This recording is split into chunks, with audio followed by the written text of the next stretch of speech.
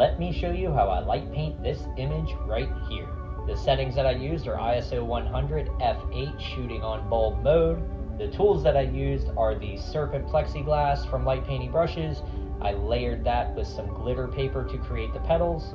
I used the leaf plexiglass with a green screw-on color filter, and I also used the green fiber optic with a yellow screw-on color filter.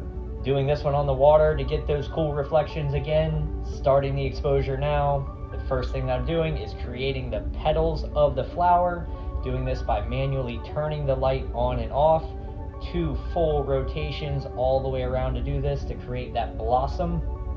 Next, I'm using the leaf plexi with the green screw-on color filter to create the stem and leave a couple light imprints of the leaf. Finally, using the green fiber optic with the yellow screw-on color filter to add some grassiness to the bottom of the frame. Stopping the exposure, and this is what you get.